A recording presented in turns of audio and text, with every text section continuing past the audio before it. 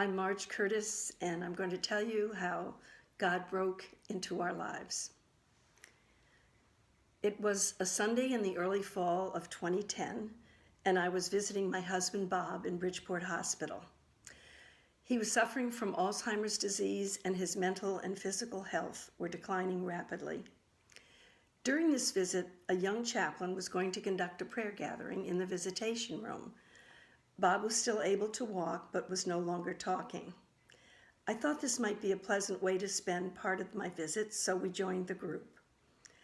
Towards the end of the program, Bob got up and left, and I didn't follow him because I thought he had become bored or unable to understand what was going on, so I let him leave. Shortly thereafter, an aide brought him back to me, and he was crying. He wasn't sobbing or anything, but just tears running down the corners of his eyes. Of course, I was concerned and decided to leave the room with him and walk up and down the halls in an attempt to distract him. I kept asking him what was the matter, but he couldn't tell me. As we were walking, we met another patient, Raphael, who had befriended us during my many visits. He had been at the prayer gathering as well, and he was about 80 years old and very kind to everyone. I stopped him and I said, "Raphael, what's the matter with Bob? He's crying and I don't know why." Without skipping a beat, Raphael said, "Oh, that's the Holy Spirit telling Bob how much he loves him and cares about him." I looked at Bob to see if he was going to shake his head negatively, but he didn't. I couldn't believe Raphael's response.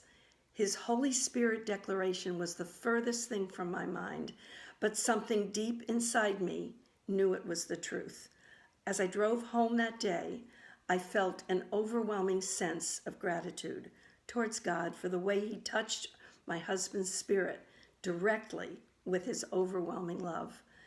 I had spent many of our 54 years of marriage and 4 years of dating before that trying to convince Bob that Jesus loved him, wanted to have a personal relationship with him.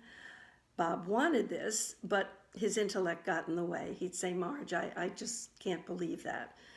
As the disease from Alzheimer's progressed in my husband's brain and his intellect diminished, God was able to reach him in a very personal way, His way. There are many more miracles I've experienced in my walk with the Lord, but I've chosen this one to talk about. I hope it has encouraged you.